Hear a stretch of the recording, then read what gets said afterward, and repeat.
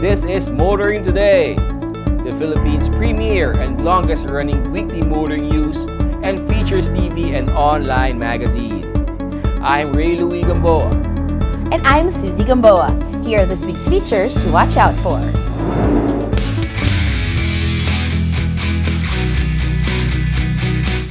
On Motoring Forum, we shall discuss how much the government will pay to the landowner for Calex's right-of-way.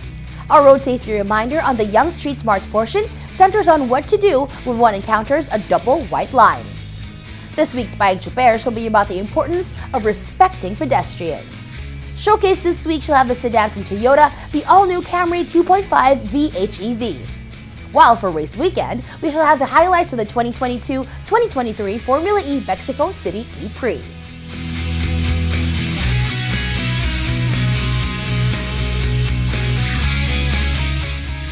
All these plus the latest news in transportation and traffic management, as well as developments in the automotive industry, are on this week's edition of Motoring Today. Join us.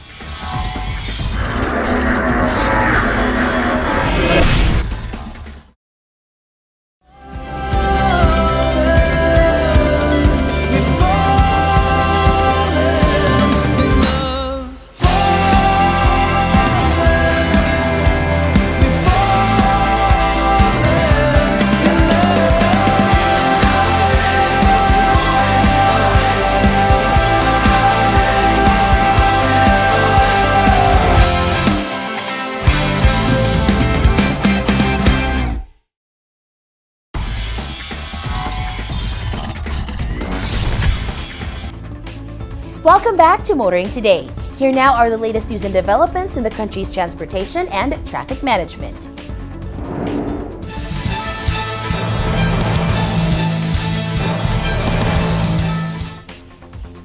It's been bandied about for a while now, an increase in LRT fares. It seems an increase will finally be announced sooner than later. An increase in fares at both the Light Rail Transit 1 and the Light Rail Transit 2 has gone one step closer to being implemented. The Franchising and Regulatory Board has approved the proposed fare increases for the LRT 1 and LRT 2.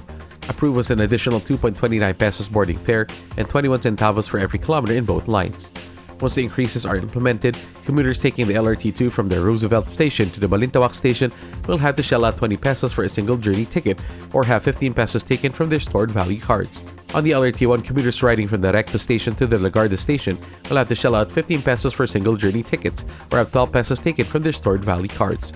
LTFRB Chairman Teofilo Guadis III was quoted in news reports that the board agreed with the increases as they have to come up with something that will at least break even with the services being rendered. But Guadis added that the final say on the fare increase will come from the Department of Transportation Secretary Jaime Bautista. The LTFRB Chairman's signatures are just one of the 10 needed for the fare increase to be finalized and implemented. A fare increase in the LRT is inevitable. It's just hoped that the increase in fare comes with trains and stations being well maintained and services kept safe and efficient.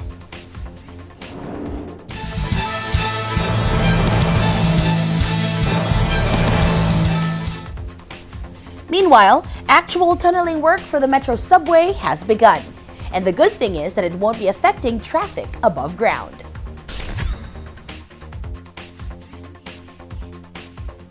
After much preparation and ceremony, tunneling work for the Metro Manila subway project has now begun. This was announced by Transportation Secretary Jaime Bautista, who said the start of the tunneling work signifies a point of no return for the project to build the country's first subway system.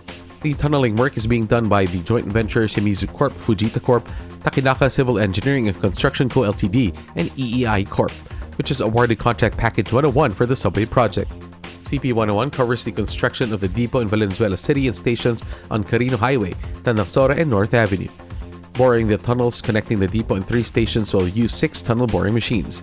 TBM-1s 1 and 2 and will bore the tunnel from the Valenzuela Depot to the Carino Highway Station and is scheduled to be finished by December 2023. TBM-3 is scheduled to begin tunneling from the North Avenue Station to Tandangsora Station in July 2023, with completion expected in July of 2024 using TBM-4. TBM-5 and 6 will be used to build the tunnel from the Tandangsora Station to the Carino Highway Station starting in August 2024. Much of the tunneling will be undertaken underneath residential areas, and the Department of Transportation assured the public no road closure will be implemented because of the tunneling work. It's exciting to think about the Metro finally getting a subway system that'll make commuting all the more convenient and reliable, and hopefully affordable and safe.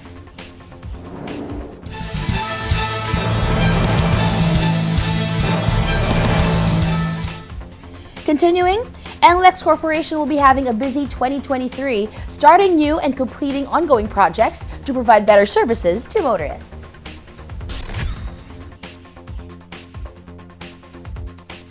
NLEX Corp is looking at a busy 2023 with many projects lined up for implementation, as well as projects already in the work and set for completion. One about to be started in the first quarter of 2023 is the Candaba 3rd Viaduct project that will expand the 5-kilometer bridge from existing 3 lanes without a shoulder to 3 lanes with inner and outer shoulder going in both directions. Another project in the 2023 pipeline is the construction of the new expressway lanes in Pampanga from San Fernando to Subic-Clark-Tarlac Expressway Spur in Mabalacat. NLEX said it is also looking to complete an 8-kilometer connector project from Caloocan Interchange on C3 Road up to the vicinity of the Polytechnic University of the Philippines in Santa Mesa, Manila. The first section between Caloocan and España interchanges is at 94% completion and is expected to open within the first quarter of the year, while the second section that connects España to Santa Mesa is now 29% complete. Also planned for 2023 is work to enhance NLEX assets for a better customer experience by undertaking regular pavement repair and bridge strengthening programs, replacement of traffic safety devices, and continuous enhancement of toll systems.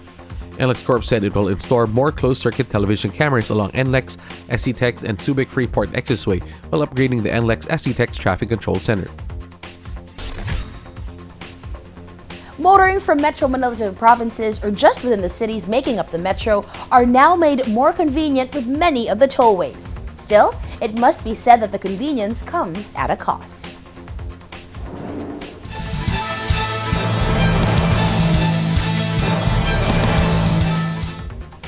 And finally, people have been complaining about how tough it is to book rides with Grab during rush hour. Some have also been asking questions about the fare being charged for the ride. Has anyone ever wondered how Grab Philippines calculates the amount of fare charged for every ride? Regular users of Grab services will certainly want to find out if it is more than the LTFRB approved fare by the Land Transportation Franchising and Regulatory Board back in September. The LTFRB approved a fare matrix for riding on so-called transportation network vehicles, which set minimum fare at 35 pesos for hatchbacks, 45 pesos for sedans, 55 pesos for AUVs, SUVs, plus a certain amount per kilometer or waiting time. The LTFRB also approved what are called surge fees during peak demand hours that should not be more than double the regular fare. A recent new report said the LTFRB has asked Grab to explain complaints that it was charging a minimum fare of 85 pesos for short trips even during non-peak hours. The LTFRB has also Grab to explain how it computes surge fees as well as the 40 pesos charge for additional stop-based fare. Meanwhile, Grab has admitted to a shortage in partner drivers on its platform. In a press statement, Grab said pandemic-induced challenges led to some driver partners losing their loan cars to repossession or driver partners moving on to other economic opportunities elsewhere. Grab said it has more than 4,000 slots available for would-be driver partners. To be fair to Grab, it does specify the base fare per kilometer, per minute, and surge factors, plus additional stop-based fare every time one books a ride. Still, it does say that prices may vary depending on traffic conditions.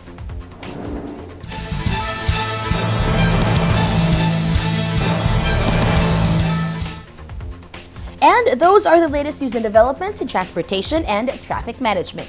Coming up next is Motoring Forum, brought to you by Suzuki Philippines.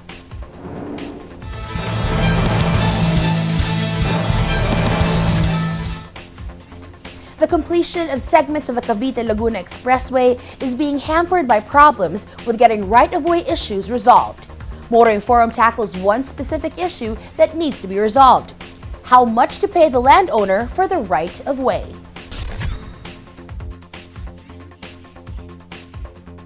In most tollway construction projects or agreements between government and the private sector, it is the government's responsibility to acquire right-of-way for construction to proceed on schedule. This can either be the Department of Public Works and Highways, the national agency, or local government units, city, municipality, or provincial government. However, the experience of many public-private sector joint ventures or agreements for infrastructure projects shows attaining right-of-way is easier said than done. Many projects are delayed or remain uncompleted because of right-of-way issues for even just one portion or segment of land needed for the project. A perfect example is the Cavite-Laguna Expressway project. One phase of the project that includes the construction of the Silang Interchange is more than 90% complete. The completion has been delayed for weeks now because negotiations for the right-of-way for one final piece of land between government and the property owners is in a stalemate. According to news reports, Uneco Land Corp, owner of a 450-meter stretch of land needed to finish the construction of the Calac-Silang Interchange, wants from 50 to 60 million pesos for the right-of-way. The DPWH said the right-of-way should be valued at just 60 million pesos. The issue over just compensation for the right-of-way is apparently now before the courts. The DPWH said it has already deposited 5 million pesos for the rights to the property needed to construct drainage systems, a bridge, earthwork, and the installation of fences and coconuts to complete the Silang Interchange. It told the courts that it was prepared to issue the remaining 11 million pesos to acquire the right-of-way. Silang Mayor Kevin Anarna reportedly wants a third-party appraiser to determine the value of the property subject of the right-of-way. However, the DPWH maintains it was the most reliable entity to determine just compensation for the land subject of a national government project. Still, the DPWH said it will have no problems to pay for just compensation for the right-of-way as determined by the courts. Government is getting hostage by a landowner who wants more than what it is prepared to pay for the right-of-way. Can and should government exercise the principle of eminent domain? That may be the next step to resolving the problem. That's our Motoring Forum this week, courtesy of Suzuki Philippines.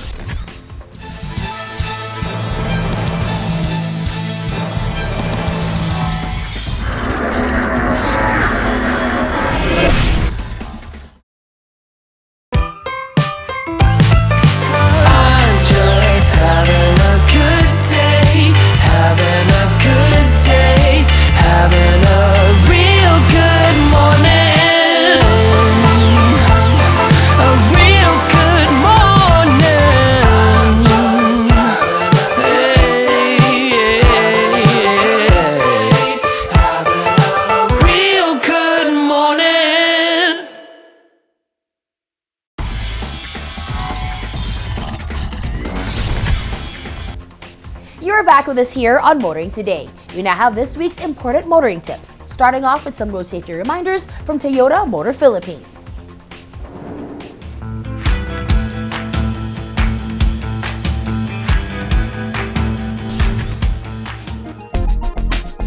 Double white line means bawal ang mag-overtake sa kahit anong oras.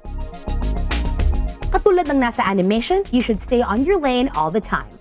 Sa ganitong paraan ay maiiwasan ang aksidente.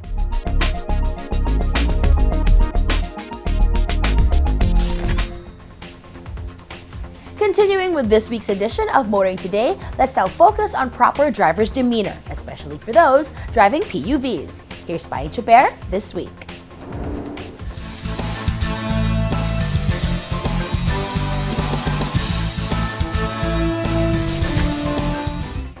Payong tsuper lang, kaibigan. Ako po si Ka Jojo Martin, isang kapwa nyo, tsuper. Bigyang prioridad ang mga pedestrian. Matutong magbigay daan sa mga tumatawid na pedestrian, lalo na sa mga bata at matatanda. Tumigil sandali at huwag magmadali.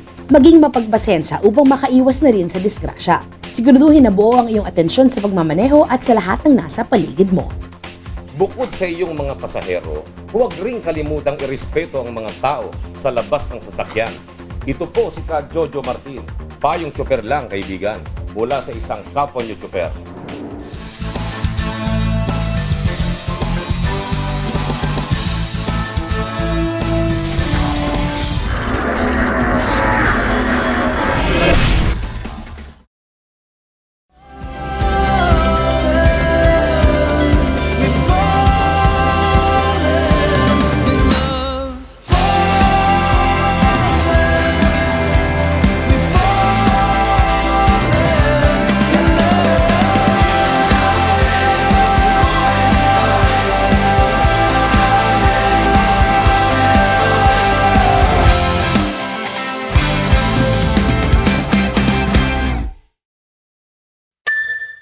Life comes at you fast. If you're brave enough, drive right back at it. Brave the big city or the great outdoors.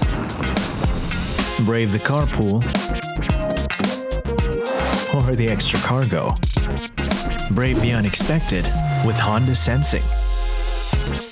Brave the long road with fuel efficiency to reach your destination. The all-new Honda BRV. Brave the next level.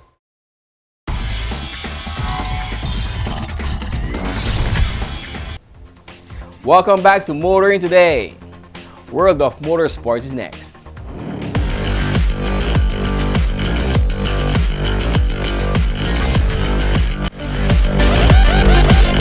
In motorsports news, organizers of the Philippine Rallycross Series has released official overall championship results for the 2022 season. The 2022 Philippine Rallycross Series ran for 9 daytime and nighttime rounds with racers competing in various groups and categories or classes depending on engine size and vehicle types. Lolitino topped Group 1 to emerge as champion with 173.5 points. Kaloy Kalika was second with 145 and Daddy Galang third with 129. PB Mendiola reigned over Group 2 with 212.5 points. Paul Santos was second with 137.5 and Edsel De Dios third with 119.5. The trio also figured in Group 3 and Group 4 championship standings, but in both classes it's Paul Santos on top as champion. PB Mendiola in second and Edsel De Dios third in the points. Louis Camacho ended the season as champion of the UV, pickup and AWD classes. Louis amassed 4 points to rule the UV class with Monde Mapiles in second with 183 and Danny Orian third with 123. In the AWD class, Louis scored 215 points, relegating Monde Mapiles to second with 126, while Paulo Santos ended up third with 119.5. Louis dominated the pickup category with 250 points. Monde Mapiles was a far second with 162, with Danny Orian even farther down in third with 126. Accumulating 117.5 points, Easy Ligaya edged Paul Villarta's 173.5 to emerge as champion in the RWD category. Finally, Paulo Santos topped the open class with 199.5 points. Arlen Reyes was second with 166.5, while DJ De Guzman was third with 106. And that's this week's World of Motorsports. We'll be back after this short break.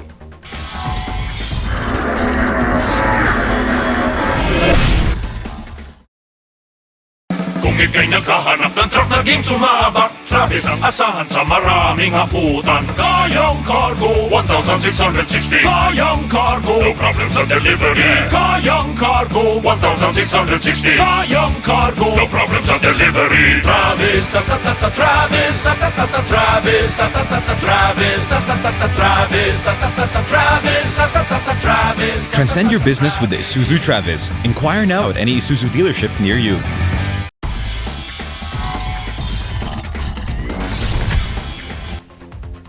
Our car of the week is next on Showcase, courtesy of Prudential Guarantee.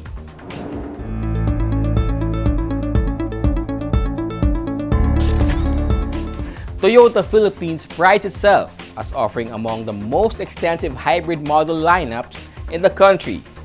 Among this is the Toyota Camry 2.5V HEV, the only Camry variant made available locally at the present time. Showcase takes a look at what the Toyota Camry V HEV offers aside from the hybrid powertrain.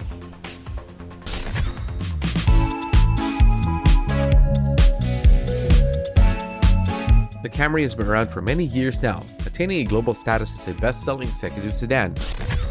Over many generations since it was first rolled out to the world back in the 1980s, the Toyota Camry steadily grew in size from a compact to a mid-size sedan. It also evolved from a boxy sedan to a more sleek and sporty look with a classy demeanor. The latest generation, the 8th Camry available locally, fits right in the mid-size or large executive sedan category. The Toyota Camry 2.5V HEV is 4,885mm long, 1,840mm wide, and 1,445mm tall, and clears the ground by 140mm. The Camry presents a low and wide stance for that sporty yet elegant look. Sharp character lines on the hood and the sides enhance the look of an executive sedan made for top-tier individuals. That look was also helped along by the 18-inch alloy wheel strapped by 235/45 R18 tires. The Camry exterior comes with all the bells and whistles of the top-of-the-line models. The slim, sharp, and swept-back headlights, Quite stylish yet functional, feature bi-beam LEDs, automatic headlight leveling, daytime running lights. It comes with LED front fog lamps, outside rear view mirrors that power adjust, auto track memory function, as well as turn signals and rain sensing wipers. The rear combination lamps feature LED fixtures with black accents with high mount stop lamp and emergency brake signal adding to safety. Then there's the moonroof, mandatory for premium flagship models, which tilts and slides and features jam protect function.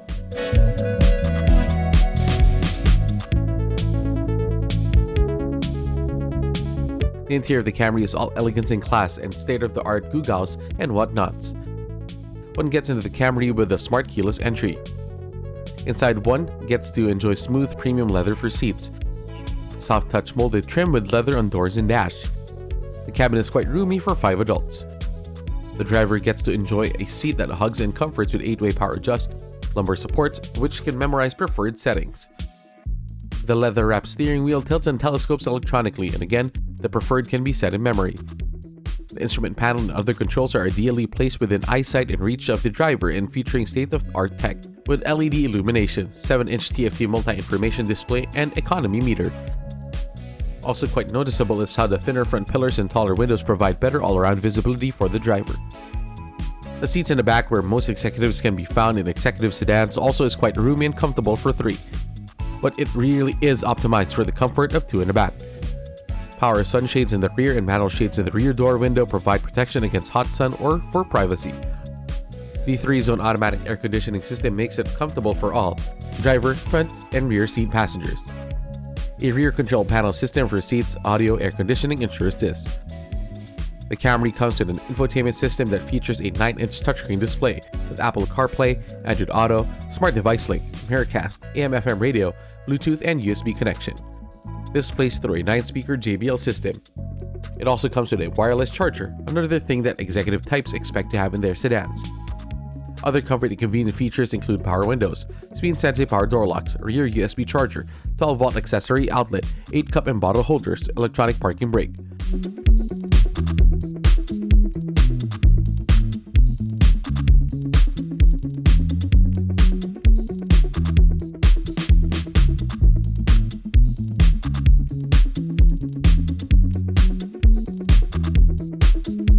For whatever reason, Toyota Motor Philippines decided at the time of the local rollout of the 8th generation Camry to only make the 2.5 VH EV variant available, adding one more hybrid model to its local lineup. The hybrid powertrains combines a 2.5-liter gasoline engine that generates 178 PS and 221 Nm of torque, and an electric motor that when combined produces a maximum 221 horsepower.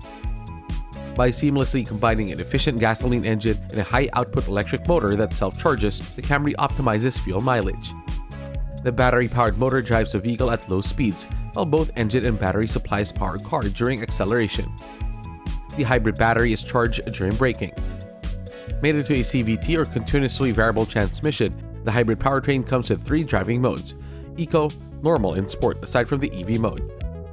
Like all its predecessors and why it was a global hit, the Camry 2.5 VH EV provides great comfort with good driving and handling performance. Sure-footed in switchbacks, stable at cruising speeds, and quite comfortable riding over rough spots on the streets and highways, but McPherson struts and double wishbones in the rear for the suspension and ventilated in front and solid rear discs for the brakes. And now with a complement of Toyota Safety Sense driver assist tech, the Camry provides a more confident ride in varied road and weather conditions, in crowded urban streets and wide open countryside roads. TSS tech includes automatic high beam, lane tracing assist, lane departure alert, and dynamic radar cruise control. This complements other standard safety technologies in the Camry: anti-lock brake system, vehicle stability control, hill start assist control, blind spot monitor, rear cross traffic alert.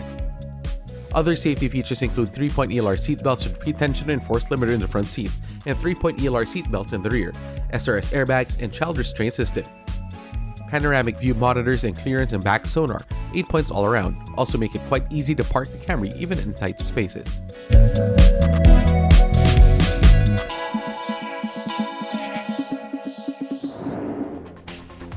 If you like being driven around in style and comfort over the work week and driving yourself on fun weekend adventures outside the metro, the Camry may just be your ideal vehicle. That's our featured vehicle in this week's showcase, courtesy of Prudential Guarantee.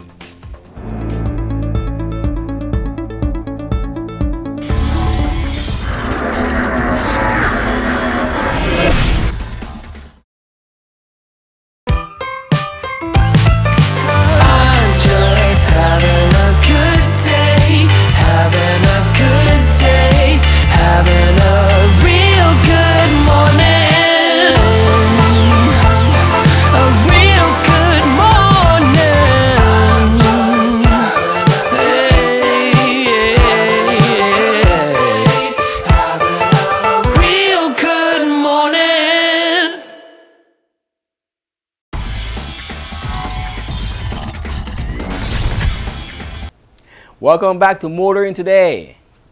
The auto industry now takes center stage.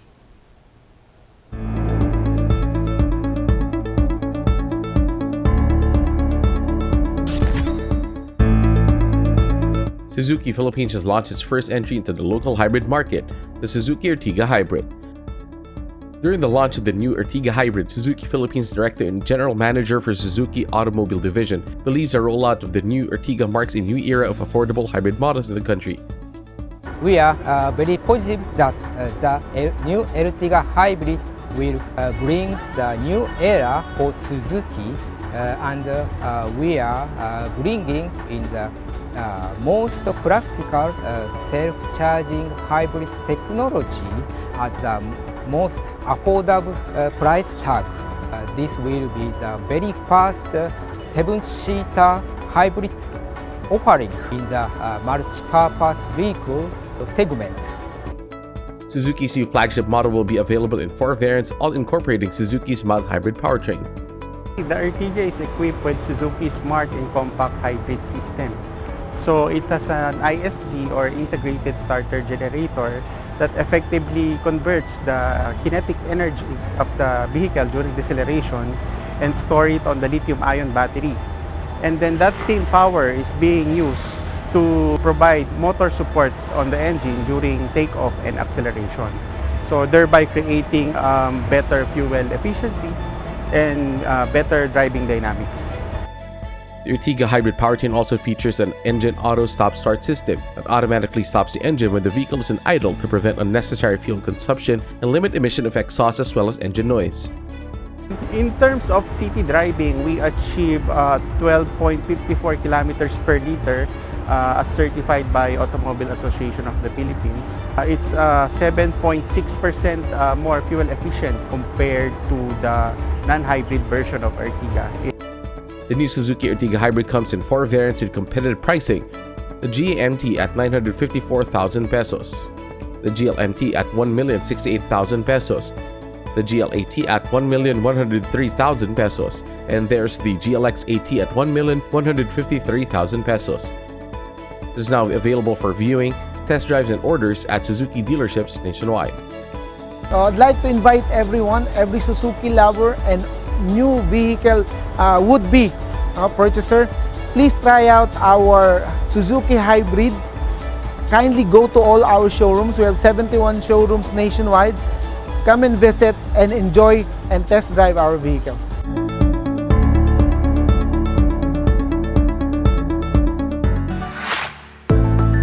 Members of the media got to experience the power, performance, and perks of the all-new Honda BR-V in a 500-kilometer drive from Metro Manila to Baguio City. We came here from the Manila. It takes about 4 and 5 hours.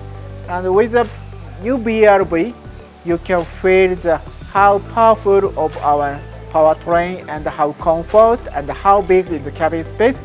And also now we have Honda sensing. That is one of advantage of the BR-V. The Ride and Drive event aimed to showcase the dynamic driving performance, improved comfort, and the Honda Sensing suite of safety features of the all-new Honda BR-V. It features the all-new design from the exterior, interior, and also a new engine. So it's now equipped with a 1.5 DOHC paired with a CVT. So it delivers a powerful yet fuel-efficient consumption for city and highway driving as well. Different variants of the all-new Honda BR-V were made available for participants on the drive up to Baguio, passing through tollways and the winding roads leading up to the country's renowned summer capital.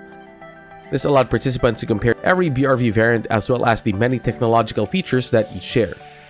It comes with a 7-seating capacity for all variants from the VX, V, and S grades.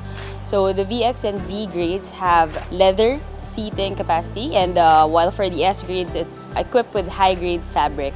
So in the interior, you can see that the digital instrument cluster and also the 7-inch display audio, which comes standard across all grades. So aside from that, there's also Apple CarPlay and Android Auto, which makes driving more fun for all the passengers. So the all-new BRV features the Honda Sensing Suite, which includes a collision mitigation braking system, which makes the driving very safe for all the passengers. And it also comes with a auto high beam. So this driving suite technology provides an extra safety for all the passengers so that it can assist you while driving wherever you are. Honda is making the BRV available for test drives to those interested in acquiring 7-seat crossovers or MPVs for the family. Now we already prepared a test drive car of all Honda car dealership in nationwide. So visit our Honda car dealership and experience the all-new BRV, and you can feel how powerful and how comfort and how big and of course how safety the all-new BRV.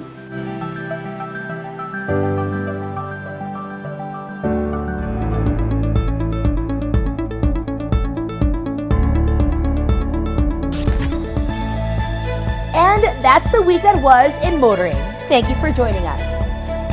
Also, don't forget to check us out on social media.